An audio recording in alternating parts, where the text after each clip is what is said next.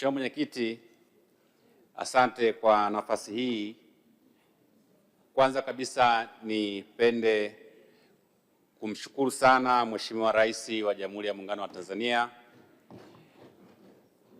mawaziri wa Wizara ya Maji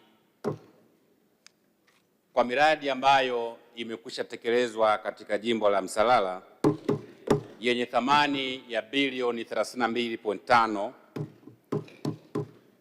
Kwa kweli wananchi wa Msalala wanakupongeza sana Mheshimiwa Waziri kwa pesa hizi nyingi ambazo umetuletea jimboni kwetu. Lakini Mheshimiwa Waziri, wewe ulikuja na Mheshimiwa Rais wakati wa kampeni. Tunayo miradi yetu ambayo bado haijakamilika. Mradi wa Nduku Busangi ambao mradi huu unatakiwa utoke Nduku Busangi ufike Ntobo makao makuu ya halmashauri.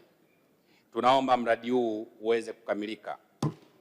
Tunao mradi wa Mangu Ilogi ambao unatakiwa utoke Mangu Ilogi ufike Lunguya.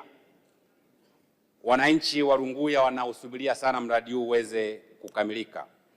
Tunao mradi wa Mwamboku Magongwa ambao mradi huu haujawahi hata kuanza, lakini wananchi wanausubiria kwa hamu sana ili uweze kutatua kero ya maji katika kata ya Kashishi.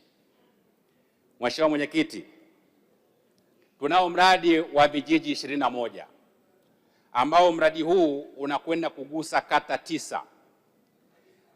Kata 5 ni kata ambazo zina vyanzo vya maji vya visima virefu ambapo tayari visima virefu vipo.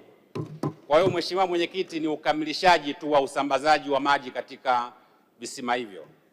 Unazungumzia kata ya Ikinda, kata ya Shilela, kata ya Segese, kata ya Mega, kata ya Chela. Tunao mradi ambao pamoja na kipaumbele chako Mheshimiwa Waziri cha kukamilisha miradi ule ambao ulikwisha anza. Sisi katika jimbo la Msalala bomba la Ziwa Victoria limepita kwenye jimbo letu. Tunavyo vijiji 9 ambao vinapitiwa na bomba la Ziwa Victoria, ambapo mradi huu unagusa kata 4. Kata ya Mwaruguru katika kijiji cha Sungamire, kata ya Mwakata, kata ya Isakajana, vijiji vya Matinje, lakini pia unagusa katika mradi ambao unatakiwa ukamilike, mradi wa vijiji viwili ambao viko kwenye kata ya Isakajana ambao ni Jana yenyewe pamoja na Butondoro.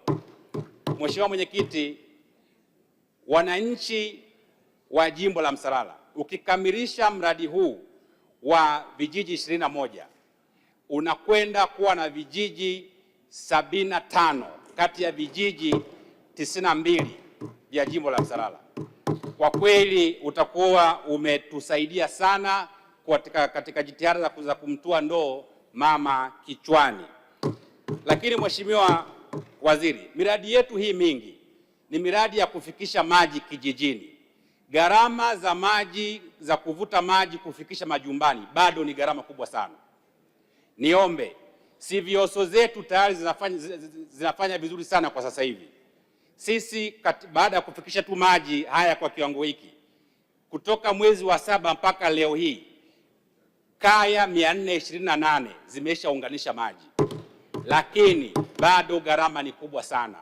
Tuombe CVOS zetu ziendelee kutekeleza miradi midogo midogo ya kusogeza maji kwa wananchi, ili gharama za kuvuta maji kutoka kwenye bomba na kufikisha kwenye kaya za wananchi wetu gharama ipungue. Na hiyo ndiyo maana halisi ya kumtua ndoo mama kichwani.